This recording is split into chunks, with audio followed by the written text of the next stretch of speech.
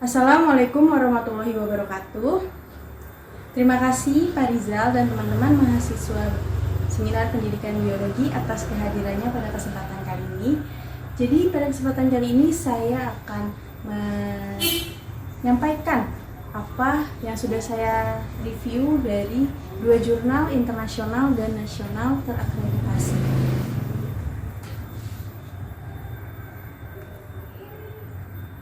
Ya, pertama di sini ada quotes. Jadi seorang guru yang baik itu seperti lilin. Dia menghabiskan dirinya sendiri untuk menyinari semuanya, menyinari yang lainnya. Jadi konten kali ini saya akan membahas tujuan, fakta-fakta penting, pertanyaan yang muncul, konsep utama dan tangkapan, kosakata atau istilah baru, dan refleksi terhadap jurnal yang sudah saya review. Jadi tujuan saya mereview 2 jurnal internasional dan nasional ini adalah dengan kegiatan menganalisis jurnal internasional dan nasional tentang bidang pendidikan biologi, mahasiswa Seminar Pendidikan Biologi diharapkan mampu untuk mempelajari kelebihan dan kekurangan dalam penyusunan artikel, sehingga mampu mengevaluasi agar dapat menyusun proposal skripsi dengan baik. Hasil review mencakup 5 faktor, yaitu ada identitas artikel, variabel yang diuji, metode penelitian, teknik analisis data, dan hasil serta pembahasannya dan kesimpulannya.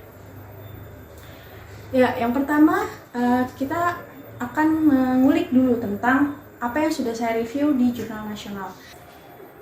Artikel ini mengangkat judul yaitu Improving Students' Metacognitive Awareness Through Implementing Learning Journal. Jadi identitasnya itu artikel ini ditemukan atau diterbitkan di Jurnal Pendidikan Biologi Indonesia pada tahun 2018 dan terdapat di volume keempat nomor 2 dari halaman 105 hingga 112. Nah, variabel yang diteliti pada jurnal ini atau artikel ini yaitu pertama ada teknik pembelajaran menggunakan jurnal pembelajaran. Nah, teknik pembelajaran menggunakan jurnal pembelajaran ini digunakan di sini atau diteliti di sini sebagai variabel bebasnya. Kemudian kesadaran metakognitif siswa sebagai variabel terikatnya. Jadi penyusunan jurnal pembelajaran ini ditujukan agar siswa lebih aktif dan bertanggung jawab di tiap proses pembelajaran biologi. Lanjut, ada metode penelitian. Metode penelitian ini sebagai mencakup teknik-teknik pengumpulan data yang dilakukan oleh peneliti ketika menyusun artikel ini.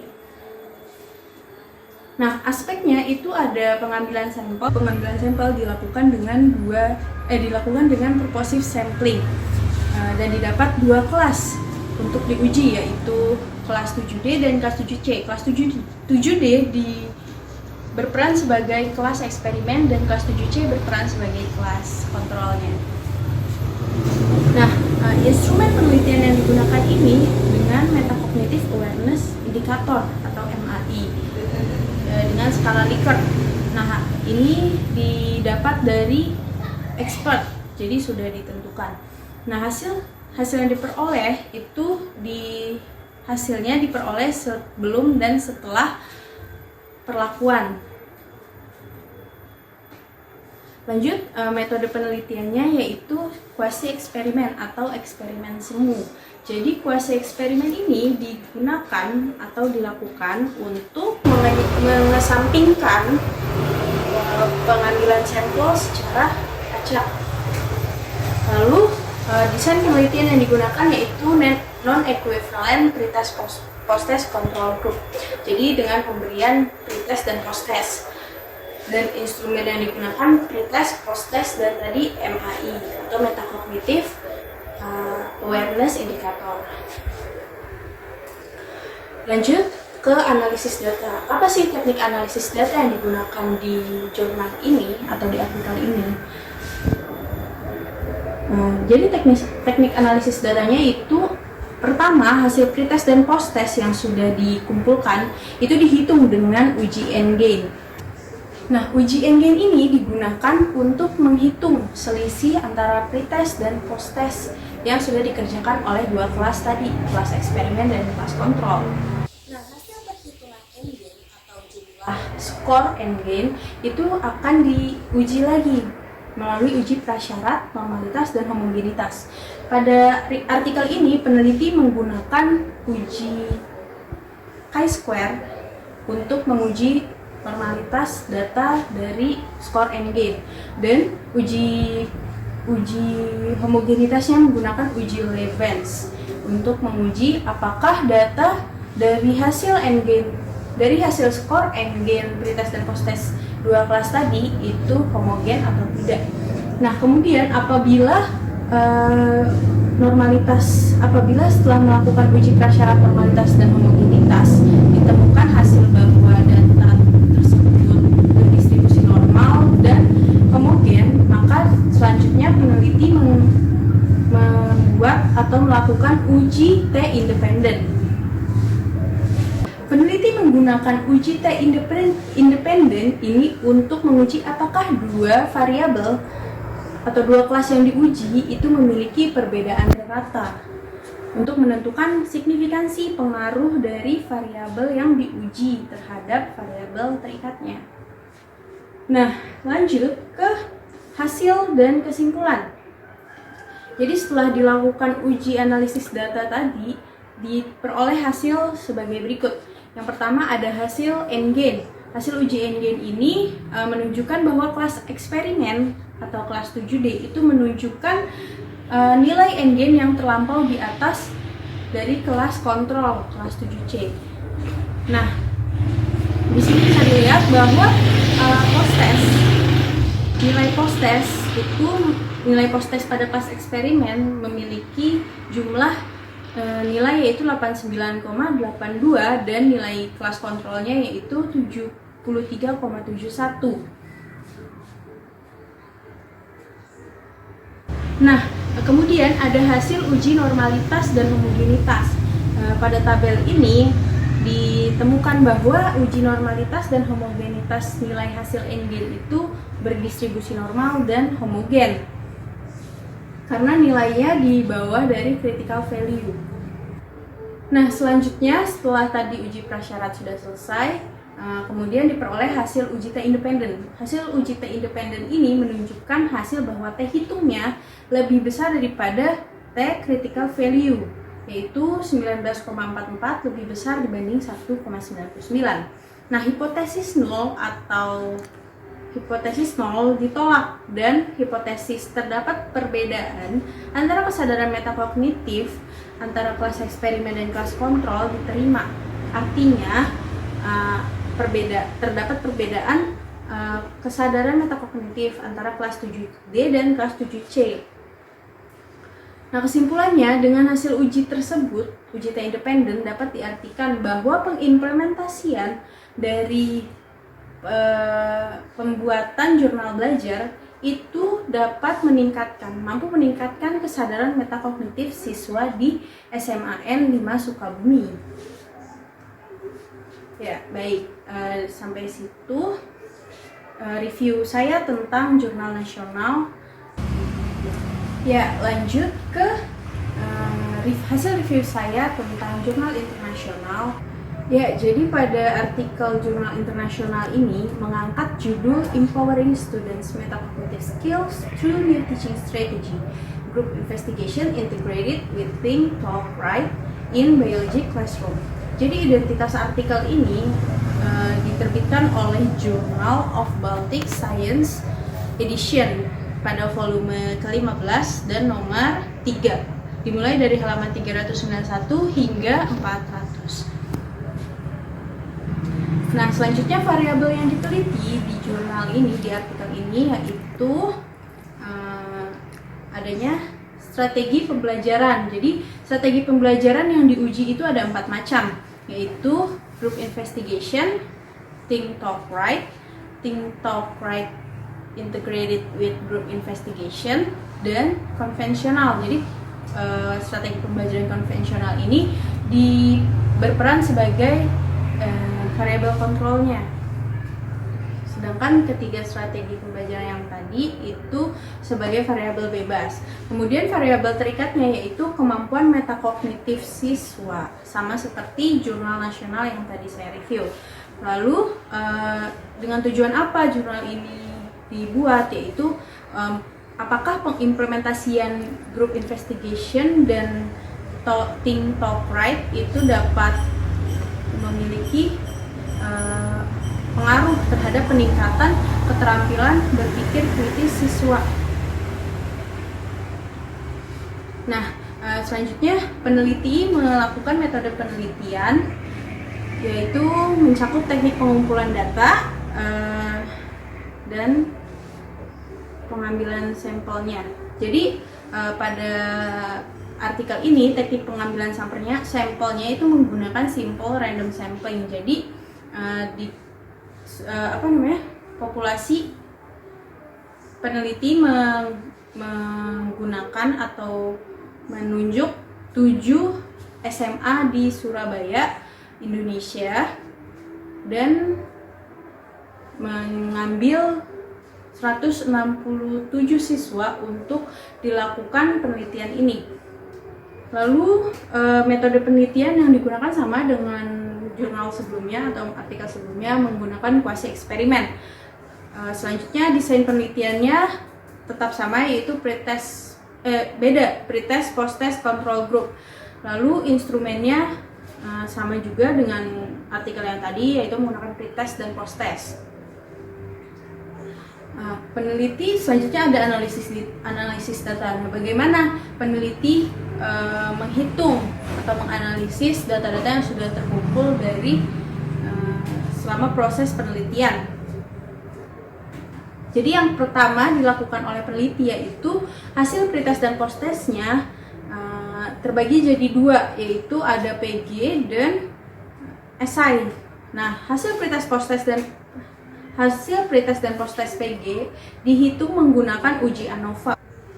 Nah, setelah hasil pretest dan post-test PG tadi sudah diuji dengan uji ANOVA, kemudian dilakukan sama seperti sebelumnya uji prasyarat normalitas dan homogenitas untuk menentukan apakah distribusi data normal dan homogen. Nah, setelah diuji, pengujian uji prasyarat normalitas menggunakan uji Kolmogorov-Smirnov, berbeda dengan yang di artikel nasional yang tadi yang menggunakan uji chi-square. Lalu uji prasyarat homogenitas data pada artikel ini itu menggunakan uji Levens, sama seperti yang tadi. Nah, setelah keduanya ditemukan bahwa distribusi data normal dan homogen, selanjutnya dilakukan uji signifikansi perbedaan variabel menggunakan uji ANCOVA, analisis covariance. Nah, sampailah kita ke hasil dan kesimpulan di artikel internasional ini. Jadi hasilnya dari uji normalitas dan homogenitas itu ditemukan bahwa data distribusi normal dan homogen. Selanjutnya dari hasil uji ANCOVA ditemukan bahwa terdapat perbedaan signifikan dari 4 strategi pembelajaran yang sudah diuji ke 7 SMA di Surabaya. Nah, ternyata hasilnya itu bahwa strategi group investigation dan think talk write memiliki nilai yang besar, hasil paling tinggi yaitu 56,363, dan hasil yang terendah itu dimiliki oleh strategi pembelajaran konvensional yaitu 35,741. Nah, sehingga dapat ditarik kesimpulan bahwa dengan hasil uji tersebut diartikan implementasi dari strategi pembelajaran group investigation integrated with think talk write dapat paling efektif meningkatkan kemampuan metakognitif siswa SMA biologi. Sampai situ hasil review saya tentang kedua artikel nasional dan internasional. Nah, dari hasil review saya mengenai dua artikel dari jurnal internasional dan nasional tersebut, muncullah pertanyaan. Jadi pertanyaan pertama, mengapa desain penelitian dari dua artikel tersebut berbeda padahal sama-sama menggunakan teknik penelitian kuasi eksperimen? Nah, pertanyaan keduanya yaitu mengapa teknik pengambilan sampelnya bisa berbeda? Masuk ke konsep utama dan tanggapan saya terhadap artikel yang sudah saya review. Jadi konsep utamanya, kedua artikel ini sama-sama meneliti tentang kemampuan atau keterampilan metakognitif siswa biologi di Indonesia. Nah, hanya saja sampelnya yang berbeda. Kalau yang di jurnalnya dari artikel jurnal nasional itu sampelnya hanya dua kelas eksperimen dan kelas kontrol. Sedangkan kalau yang di artikel internasional itu menggunakan 8 kelas. Setiap strategi pembelajaran diujikan pada 2 kelas. Nah, lanjut setelah tadi sama-sama meneliti metakognitif siswa biologi, selanjutnya tujuannya itu sama, mencari tahu seberapa signifikan pengaruh dari teknik penilaian learning journal di artikel jurnal nasional dan strategi pembelajaran group investigation dipadukan dengan think talk write terhadap keterampilan metakognitif siswa biologi. Ya, selanjutnya keduanya berbeda dalam melakukan analisis data. Analisis data pada jurnal nasional, artikel di jurnal nasional JPBI menggunakan analisis data uji T independen. Sedangkan pada artikel di jurnal internasional itu menggunakan uji covariance atau ANCOVA. Kenapa bisa berbeda? Karena keduanya menggunakan jumlah sampel yang berbeda, seperti itu. Nah, selanjutnya kita akan membahas kelebihan dan kekurangan dari kedua jurnal tersebut. Kelebihan pada artikel jurnal nasional itu terdapat dua poin, yaitu penulisan artikel ilmiahnya lebih rapi dan jarak antar paragraf atau antar baris itu renggang, sehingga memudahkan para pembaca untuk memahami atau membaca isi artikel tersebut. Dan poin keduanya yaitu menyertakan hasil uji dengan grafik, memudahkan pembaca, menyertakan hasil uji dengan tabel, memudahkan pembaca dan reviewer untuk membandingkan hasil pembahasan dengan hasil uji tersebut. Dan ini menandakan bahwa hasilnya itu faktual karena ada buktinya gitu. Sedangkan kekurangannya juga sama, ada 2 poin, yaitu sampelnya tidak tercantum. Sedangkan pada artikel di jurnal internasional itu tercantum sebanyak 167 siswa. Kalau di jurnal nasional itu hanya dituliskan 2 kelas, yaitu kelas eksperimen dan kelas kontrol. Nah, poin keduanya yaitu tidak mencantumkan desain penelitian, maksudnya tidak ada tabel desainnya. Sedangkan kalau di jurnal yang internasional terdapat tabel untuk menggambarkan desain penelitian yang digunakan seperti apa. Selanjutnya kita masuk ke kelebihan dan kekurangan artikel yang saya review di jurnal internasional. Jadi kelebihannya sama, memiliki 2 poin, yaitu dari awal teknik penelitiannya itu dijabarkan. Teknik pengambilan sampelnya juga dituangkan secara gamblang. Maksudnya teknik pengambilan sampel dengan random sampling dan menunjuk 7 SMA di Surabaya serta 167 siswa yang diambil sebagai sampel. Lalu jadi tiap-tiap strategi pembelajarannya dijelaskan, diaplikasikan ke 2 kelas gitu. Nah, desain penelitiannya terdapat di artikel tersebut, maksudnya ada tabel yang menggambarkan desain penelitian artikel tersebut. Lanjut, ada kekurangannya juga, terdapat 3 poin, yaitu penyusunan tulisannya, baris-barisnya itu sangat rapat sehingga menyulitkan reviewer dan pembaca untuk memahami apa isi artikel tersebut. Jadi pembaca dan reviewer menjadi malas untuk membaca karena kurang rapih gitu. Nah, penilaian tes esai siswa tidak jelas, maksudnya tidak dijelaskan penilaiannya itu dengan teknik apa dan dari mana data-data pada tabel tersebut didapatkan, sehingga kurang terasa faktual. Lanjut, hasil uji normalitas dan homogenitasnya tidak diuraikan dalam tabel seperti di artikel di jurnal internasional. Ya, terakhir ada refleksi. Jadi melalui kegiatan menelaah tentang artikel ilmiah ini diharapkan mampu menetaskan pemahaman saya dan teman-teman terhadap teknik analisis data dan mendapatkan informasi yang cukup sebagai bekal pembuatan artikel ilmiah di masa depan. Ya, sekian yang dapat saya sampaikan tentang hasil review saya mengenai jurnal nasional dan internasional. Terima kasih atas perhatiannya. Wassalamualaikum warahmatullahi wabarakatuh.